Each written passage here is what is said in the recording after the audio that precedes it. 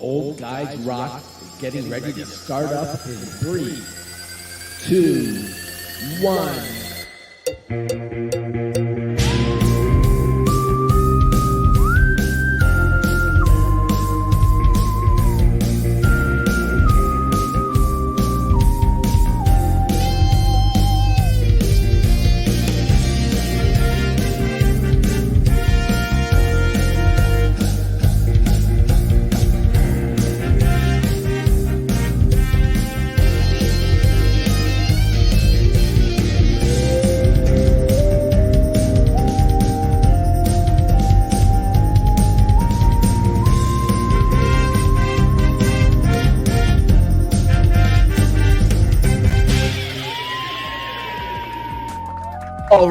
All right. Welcome to Old Guys Rock. Woohoo! We're still kicking ass. That's right.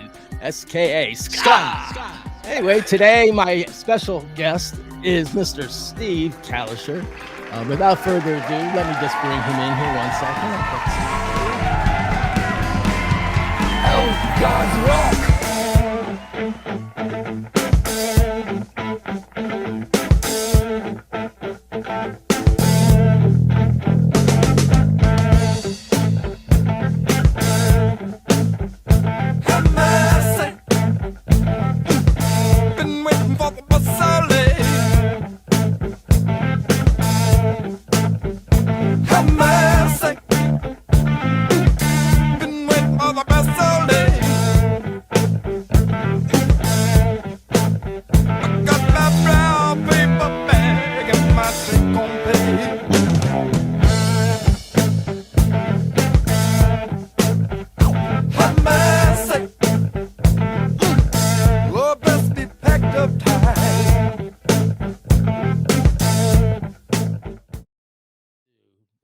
Mr. Steve Kalisher. Hey, up, Steve. What's up, brother? There we are. What's up? All right. It's happening, my man. That's so good to see you, man. Look. You got Johnny Carson playing. Of course I do. Hey, buddy. I'll try to hold on. All right.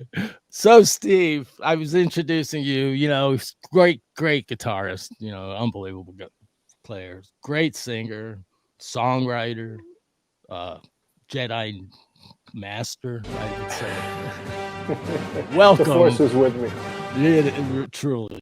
But welcome to Old Guys Rock, Steve. So the first thing I always ask, which is it tells me everything I need to know about anybody, actually, is the year you're born, the city you're born, and your first acts. So what were those three? Well, I was born in 1957 in New York. There you go. And New York. First acts. Oh, God. Yeah. It was probably like a harmony or something like that. An acoustic or electric? It was an acoustic guitar. How cool.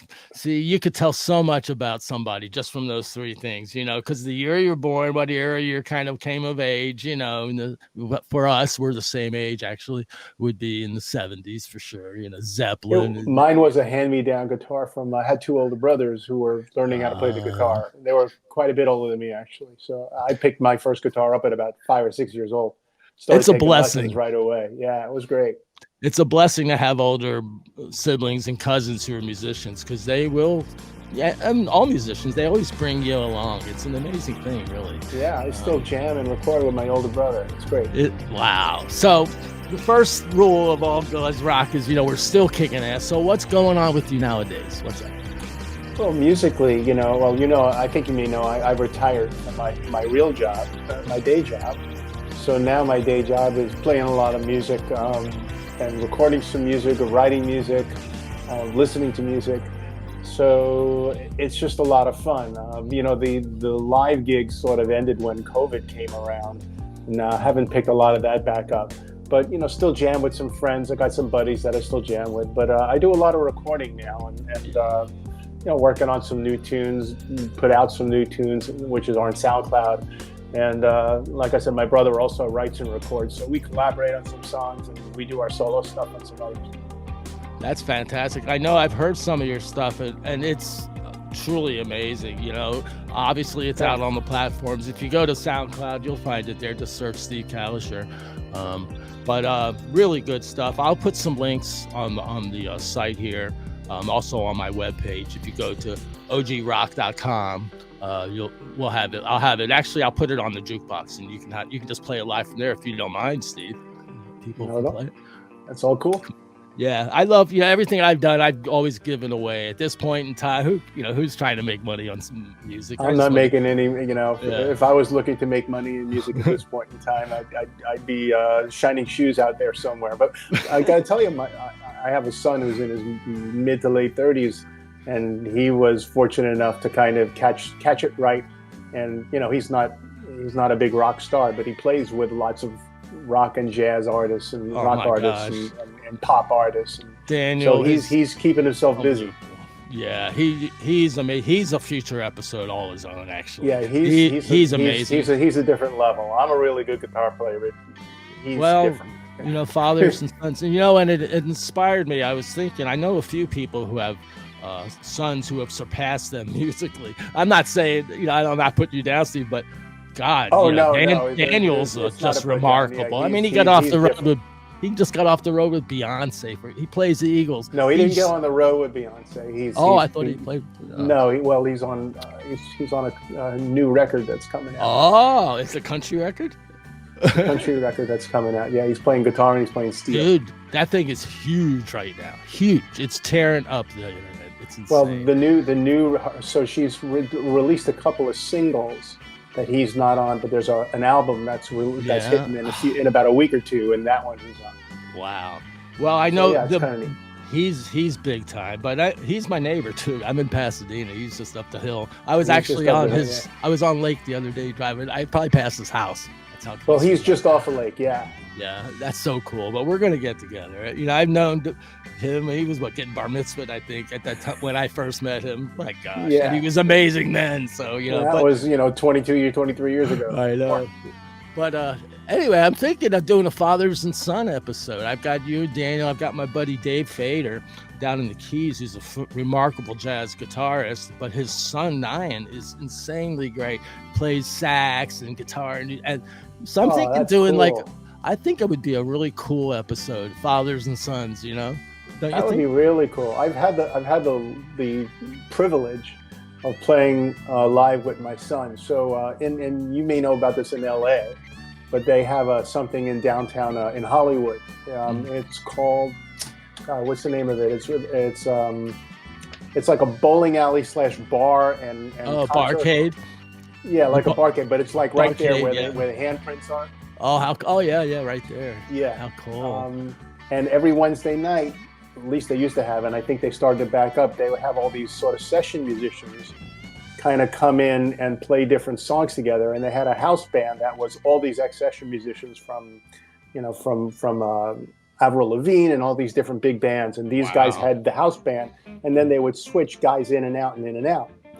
So Dan would, play 2 or 3 songs.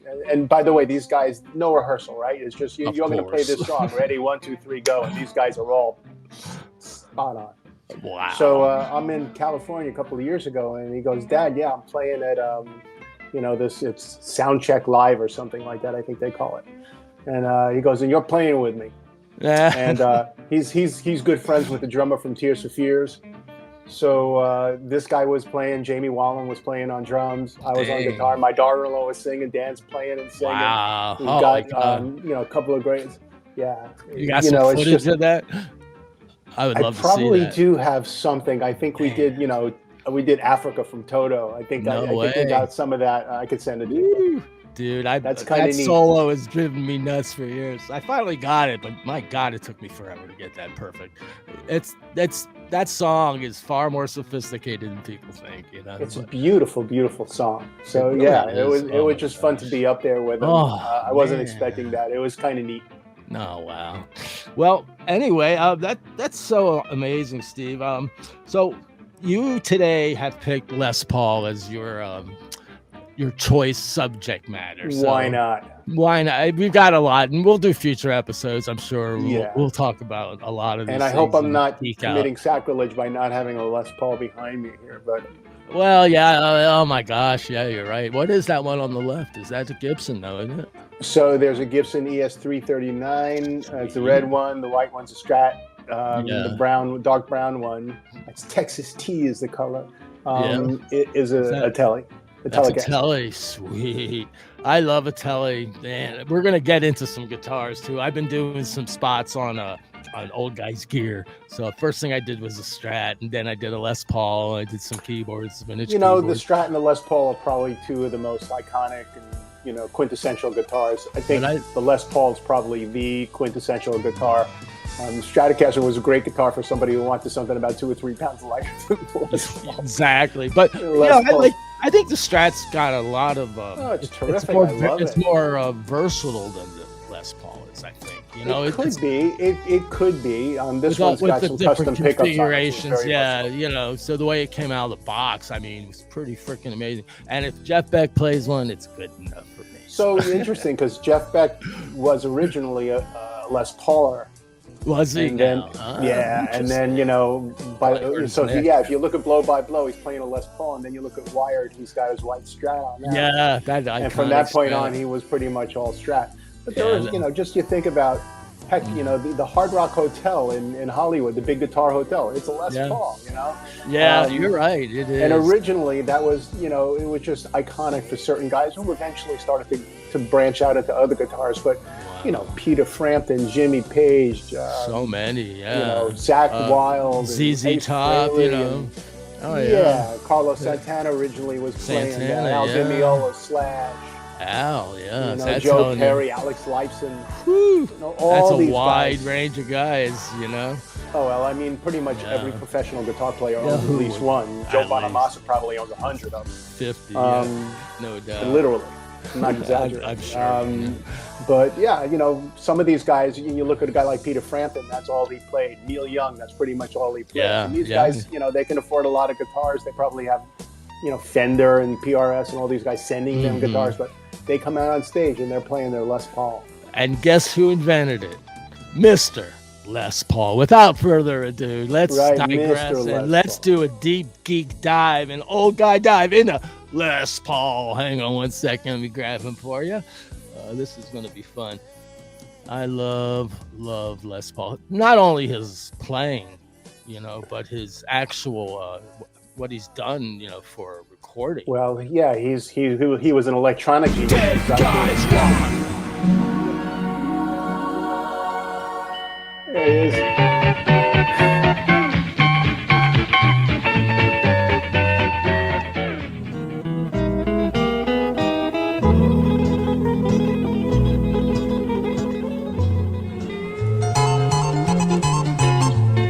Oh, Mary can pick herself. Mary could pick and sing.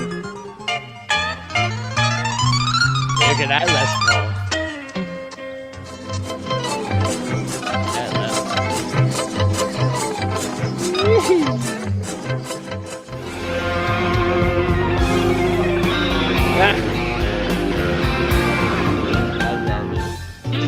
Wow.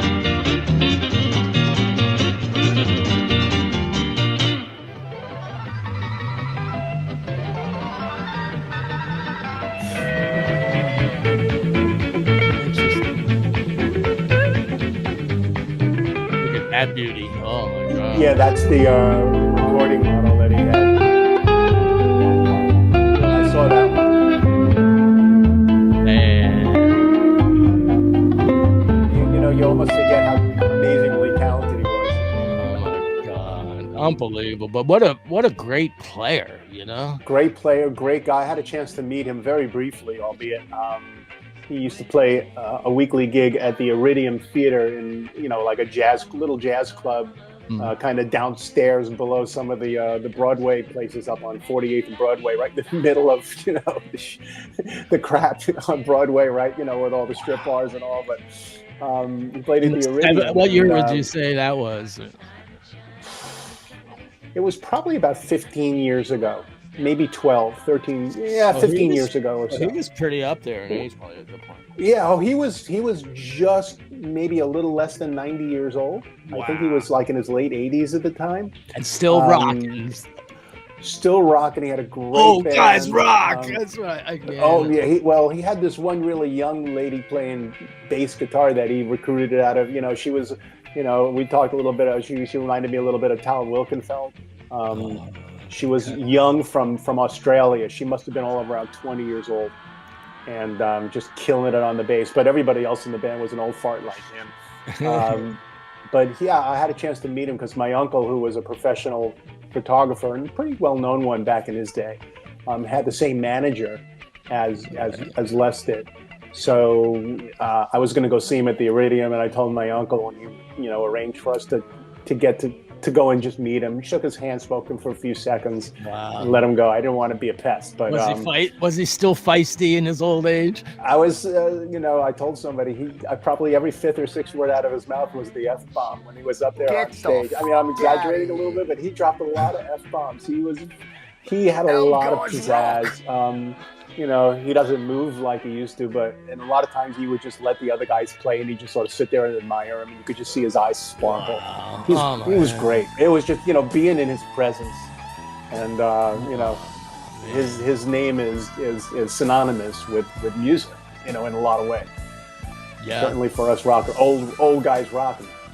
Well, he was a famous guitarist before he was building the guitar. He told a great story. He told a great story when he was playing.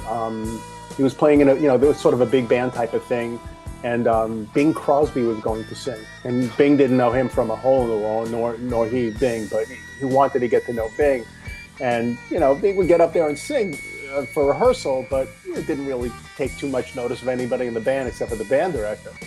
So he said, I took my pick and I sort of tossed it up by where the microphone was. So he, Bing saw it, he picked up the pick, and he kind of came back and he looked around to see who the guitar player was and handed it to him, and he had a chance to introduce himself to Bing Crosby, which for him was a huge thrill. That's unbelievable. So he would tell little vignette stories like that, which was just a lot of fun to see. Oh man, I could just imagine the stories he must have. And then here he is as a performer, but then as an inventor, the guy freaking invented the multi-track tape machine. Yeah, multi-track recording, pretty much was one of the guys who sort of helped to invent the electric guitar. I don't know if he officially invented it, but I think he may have. Yeah, he's like a god for guitar players. Les Paul's a god, in that sense. Didn't he invent some sort of little box he would put on the guitar to make a doubling sound kind of a thing? That I don't know, but it wouldn't surprise me because he was an electronic genius. He wasn't just a great guitar player. He was an electronic genius. Really? I think I also may have told the story that, and this is pretty common knowledge to people who know about Les Paul, but when he was in his, 20s or so, I guess the mid to late 40s, he was in a really bad car accident. And they didn't have the kind of medical technology back then. And he broke his right arm, his picking arm, strumming arm. And the doctor said, we either have to take it off, or we have to set it at 90 degrees. And he kind of, figured how he sort of holds his hand when he plays. And he says, okay, set it like this. And they set his guitar, his arm rather, at almost 90 degrees. So you ever see him really strumming, he sort of moves from his shoulder or just his wrist. Whoops, time out. Sorry about that. That's all right. That's why I can edit. So hold on, we'll pick it up from there. Well, that's interesting. So they set his arm They set his arm at 90 degrees so that he can still play the guitar. Oh my gosh. Yeah, because otherwise, so that he could strum. Uses mostly his wrist, but but if they would have set it straight, for example, he wouldn't have never been able to play the guitar because it didn't bend once it was set. But boy, could he pick. That guy could double pick like anybody. I mean, he was an incredible guitar player. So fast, so technical, really interesting. And later in life, he got into more jazz, I think. He was doing like a lot of rock, even before rockabilly, crooning tunes kind of. Well, yeah, a lot of those guys, when they learned how to play, they learned jazz first. Or maybe even classical to a certain extent. I know when I first started taking lessons, I was learning classical music. I went to the Brooklyn Conservatory of Music and studied classical music there. But I got some chops out of that. And then one of the teachers finally came in, and she was a jazz teacher. So I had like, about 3 or 4 years there, and 3 of the years was classical, and then the last year was more jazz. That was explains cool. a lot. Explains a lot about you. Jazz is such a great foundation, and God, these kids are so lucky nowadays to have YouTube, because there is so much out there to teach. I'm learning every day. I found a new piano guy named Piano by Johnny, Jonny. It's unbelievable. He'll go through he was going through modes yesterday, but he'll start like with a simple thing about modal scales with over majors, and then gets more complex, and then it was unbelievable. And at the end of it, it was like Bill Evans. It was so sick. But it's all out there, and these kids have access, and they're coming out. At 15 years old, they're freaking monsters. It's thank God, because music was suffering for a long time. It's also really just a good way to learn how, learn a little nuance. Like, a song, for example, like a James Taylor song, Fire and Rain, which sounds like a pretty simple song. But James Taylor is a brilliant finger picker. And plays with, just those tiny little sort of 16ths in there, where ding, where you just don't quite hear it. So I wanted to see the intro to Fire and Rain, which I figure I could just pick up the guitar and just start playing it, but I wanted the nuance.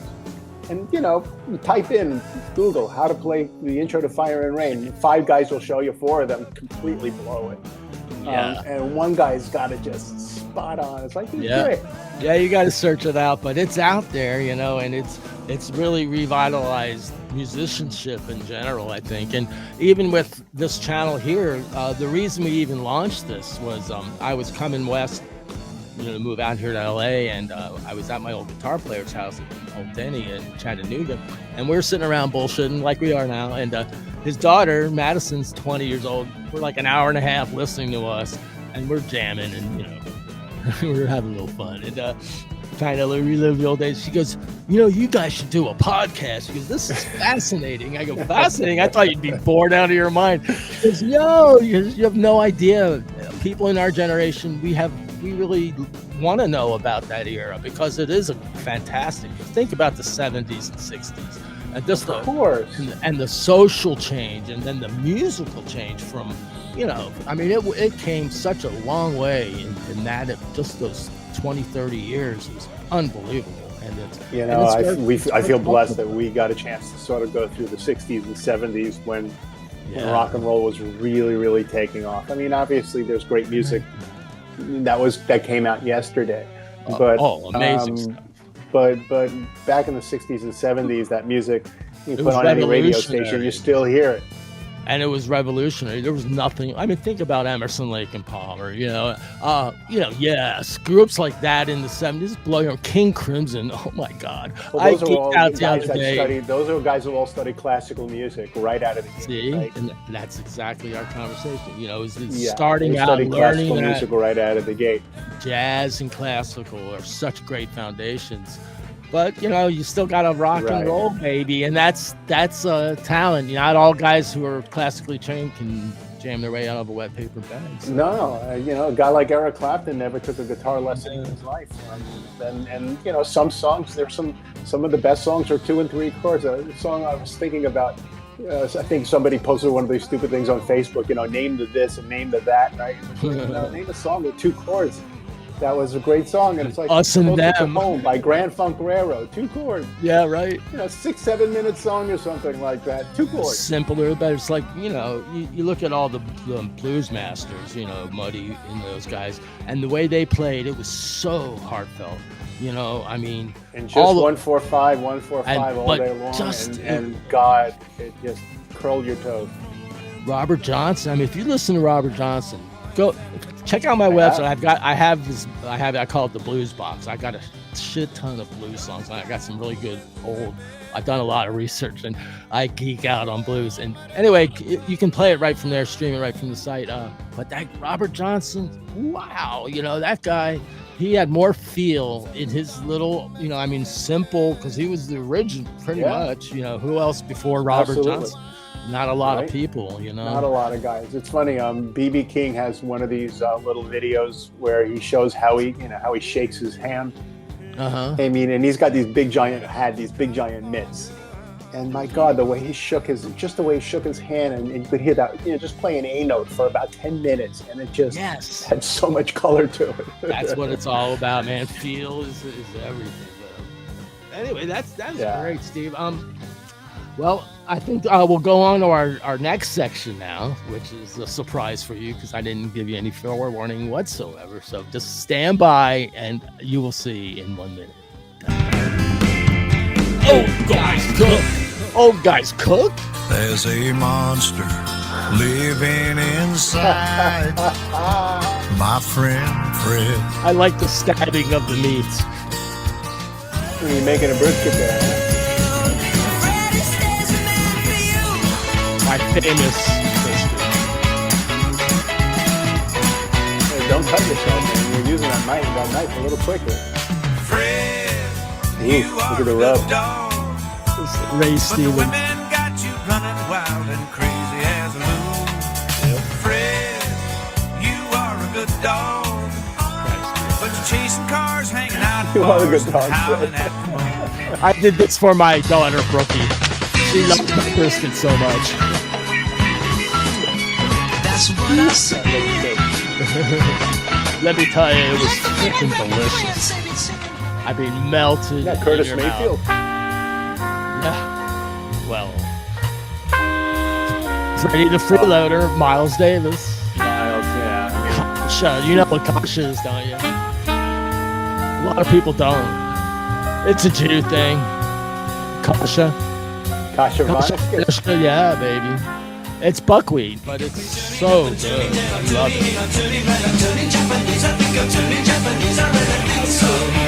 What? I don't know.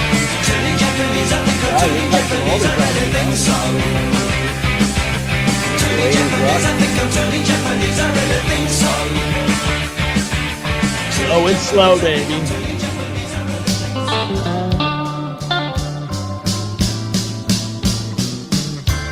Look at this kitchen. Pots and pans everywhere. Better come Speaking of art, in my kitchen. L'chaim. It's going to be raining outdoors. I Sorry gotta ask about you though, that. a big giant brisket like that, and you're drinking white wine? Well, Where's the red? that little clip actually was from one of my earlier videos that I was doing. I think it was. And you a were making fish, right? I was doing shrimp scampi. Yeah, I was doing There shrimp you go. scampi. Not at all kosher, but so No, you know, nothing kosher about shrimp scampi. but I was drinking white wine and I was using it in the dish. So I Yeah, said, it's I cool. said cheers. So now on every video at the end, I overdub it in the language of the video. So I did beef stroganoff, so I do it in Russian. I had a stir fry, so I do it in Chinese, you know. So, but it's the same video clip. I don't know. Sometimes I'll just record it off of the internet and put it over it, you know. Like the Russian one wasn't me. I couldn't pronounce it.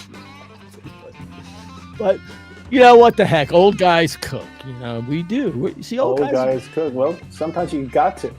You know, a buddy of mine, Mark, was telling me, he goes, because I was like, he says, what you eating for lunch? I go, I'm going to do tuna melt. He goes, man, you should film that. I go, what? A tuna melt? Come on. He says, believe it or not, people don't know.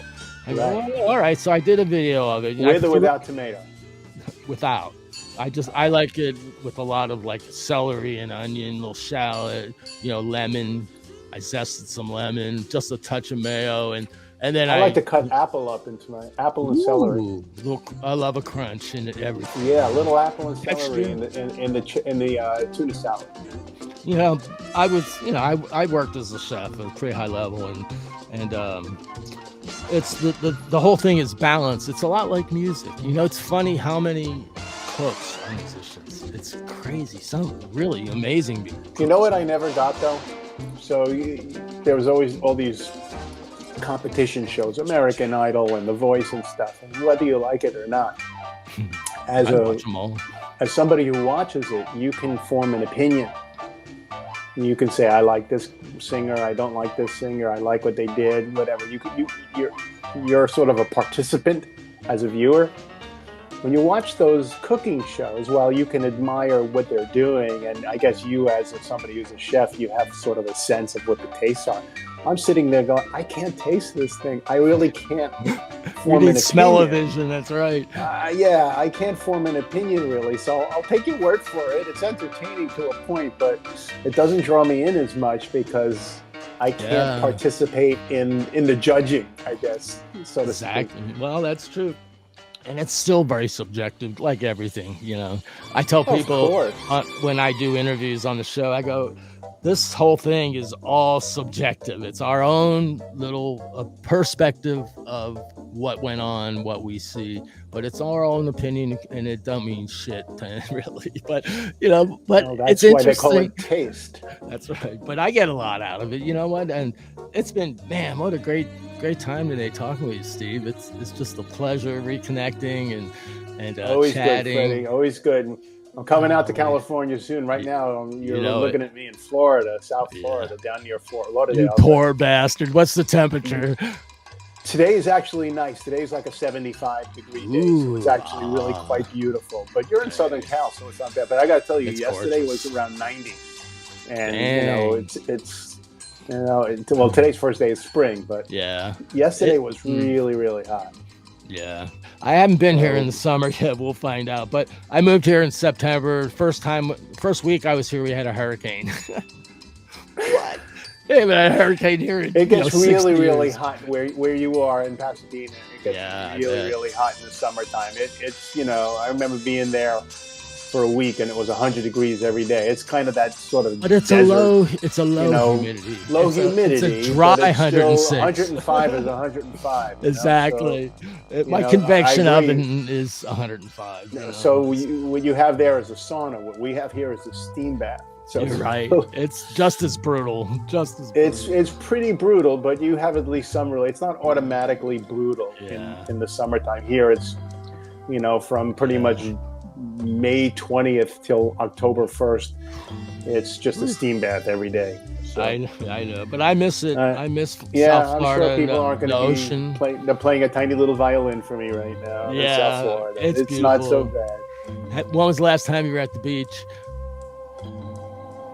That's the thing. People don't go to the beach when they live on the beach. You could always tell when you go to the beach. The people who are laying out in the sun aren't Floridians. Exactly. They're visitors. It's so funny. I want to say it's probably only been about a month because I have a friend who has a condo on the beach, and we were at his house and sort of just hanging out. But we weren't like laying out on the chairs and getting sun. We were sitting around and drinking and eating lunch and that's nice. Florida having a good old beaches, time. They're nice. They're so Florida beaches can't be beat. The water is warm, the water is crystal clear. And turquoise.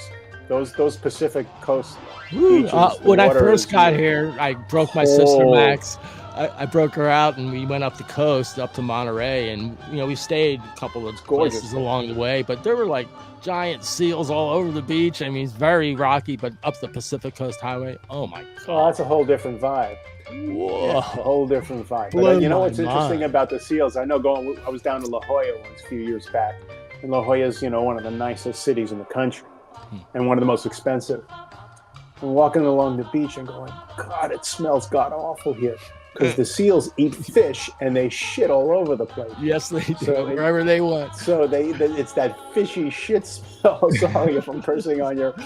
Hey, it's YouTube. You can say whatever the fuck you want. What? Okay, well, I'll trying to keep it relatively clean and PG here, but that seal poo poo was awful.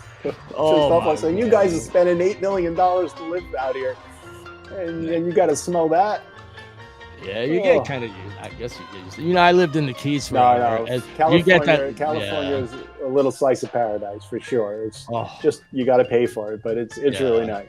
Yeah, I'm blessed to be here right now, and it's my first time out west, really. So I'm investigating the area and exploring nature. I'm a bird watcher, so I love to go out into the canyons. Me too. Yeah, I didn't know that. I'm a big bird watcher also. I've been doing it since before I married Pickles. Jesus, I was going out. You live out on the water here in South Florida, and the bird life here is crazy. Oh my god! Me and my buddy Dean, Dean Weidling, we grew up together. We were raising hawks together in junior high school. We built an Oh, that's aviary. big time. Yeah, we, no, no, we I trapped. don't raise them. I just admire them. We went out to the Everglades and trapped. I think it was a red tail or maybe a savannah.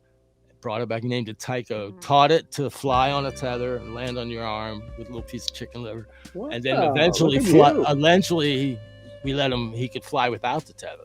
And he'd fly up and land up in a tree and come back. And you whistle and he'd come. So we were falconers, right? You know, this is in junior high school. You're like Shogun, for crying out loud. Are you allowed to? Are you allowed to? Is that something that you need a license hell for? No, you kidding me? No, I'm sure we would have got arrested. But you know, it was 1970s.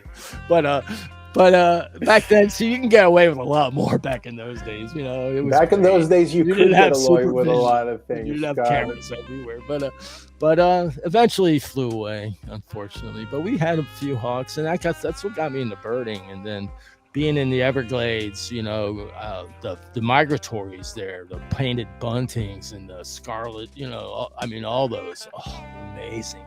But West Coast has some birds to offer. I've been seeing some things here I've never seen. Yeah, they got an interesting jay. Like it's sort of in the blue jay family, but it's bigger than a blue jay. And it was the first time I ever saw it. I forget what it's called. It's called the something jay. Yeah. Don't remember it, but it was really beautiful. And of course, you're right out by the mountains there, by the St. Gabriel Mountains. Yeah, I'm up. So you get lots of hawks, and you even get peregrines probably. You know. I saw a bald eagle, a lot of you'll see bald eagles. I see ospreys. You forget that we were near the coast, but there's ospreys. No, you're right by the mountains there, though. Yeah, Coopers. Those Coopers. Coopers for sure. Cool, very cool.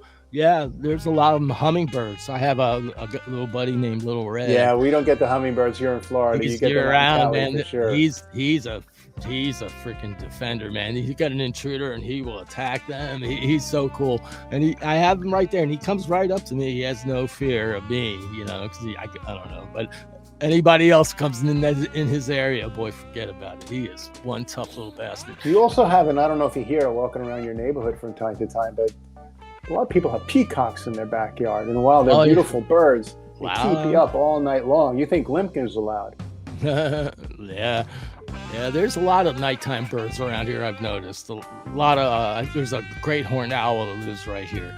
And he'll sit here right out and he's like, hoo, hoo, hoo. Yeah, so I'll go out in the middle of the night. I go out to burn a fatty, you know, and I'm out there with him. I'm having my coffee. I get up at 3 a.m. and start working because I'm still third shift guy from too many years. You're still on East Coast time, are you? And East Coast. I was third shift for 2 years, you know, and I never got off that schedule. So I get up at 3 a.m. and start working, but I'll go outside and there's this big old bar or hoot owl. Was he a barn owl or hoot owl? A great horn owl. Huge. I mean, this thing, he's like, God. Yeah, some of those, and it's funny because here, the owls that you see here are usually pretty tiny. Yeah. They're little, you know. Oh, this thing little burrowing owls. Or it'll rip like your head off. Yeah. I don't. Well, I always respect. I never go anywhere near these anything. Owls, I always keep my distance and admire them from feet away. You know, and just let them be. They're the king of the forest, they call them. You know, because there's a reason. I mean, they make no noise when they fly through this forest. Isn't that amazing? Yeah, to me, cool. That just blows my mind. I mean, think about an owl, how big their eyeballs are. Because they're a premier hunter. Their heads twirl like the Exorcist. I mean, well, the reason why their heads turn is because they can't move their eyes. They can't move so their eyes big. like that because that could very well be. They're just the muscles in their eyes. They only stand straight, so they have to move their head in order to turn. What a crazy bird, huh? Amazing. Absolutely. Well, Stephen, I wish you well, my friend. You take good care. My regards to Max, and I'll be out there in a couple of months. Maybe I'll speak to you before then, but I'll definitely see you when I come out. Absolutely, buddy. Give my best to everybody, and cheers. And remember, old guys. You don't have to go home, but you can't stay here. It's something unpredictable, but in the end it's right. I hope you had the time of your life. This is the end, beautiful friend.